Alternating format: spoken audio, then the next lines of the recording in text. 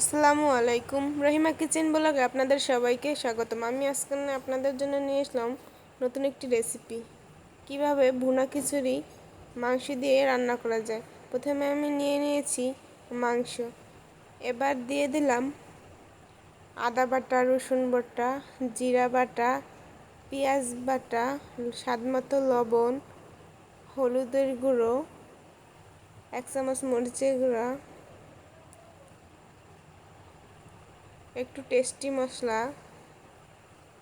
এবার আলতো হাতে মাখিয়ে নেব। আগে থেকেই চুলায় দিয়ে রেখেছি একটি প্যানে কিছু পরিমাণ সরিষার তেল। এবার আমরা মাংসটা হালকা করে ভেজে নেব।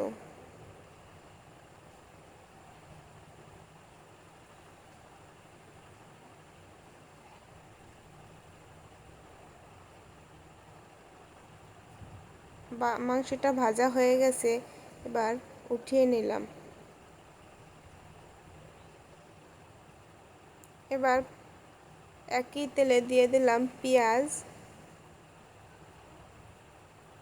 পেঁয়াজটা একটু হালকা ভাজা হলে এর ভিতরে মশলা অ্যাড করে দেব।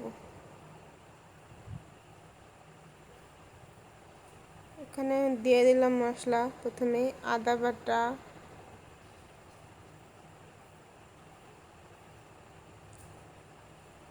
দিয়ে দিলাম রসুন বাটা, জিরা বাটা, স্বাদমতো লবণ। এবার দিয়ে দিলাম কিছু গরম মশলা,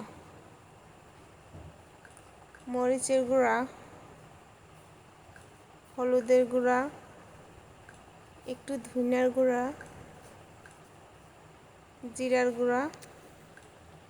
এবার মশলাটা কষিয়ে নেব। স্বাদমতো লবণ, কষিয়ে নেওয়ার পরে এবার একটু পানি দিয়ে মশলাটা কষিয়ে নেব। এবার মাংসগুলো দিয়ে মশলার সাথে অ্যাড করে নেব।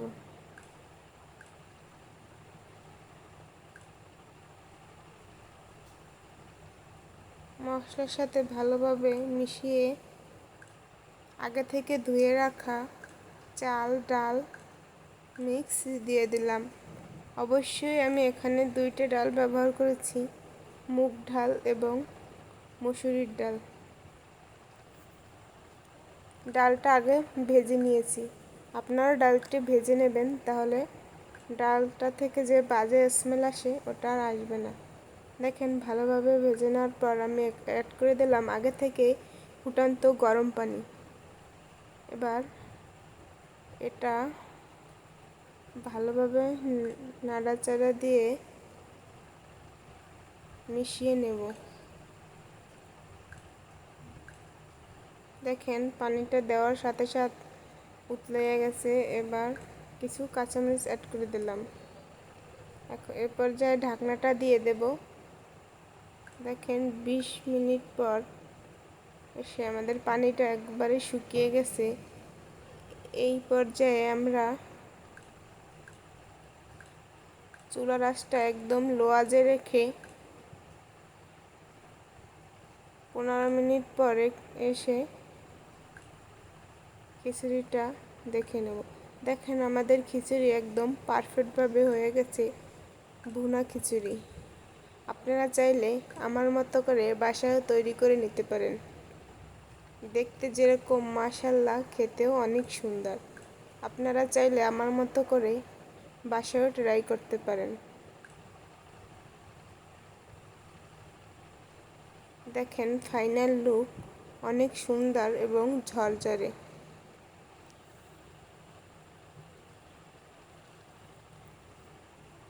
আমার ভিডিওটি দেখার জন্য আপনাদের সবাইকে ধন্যবাদ।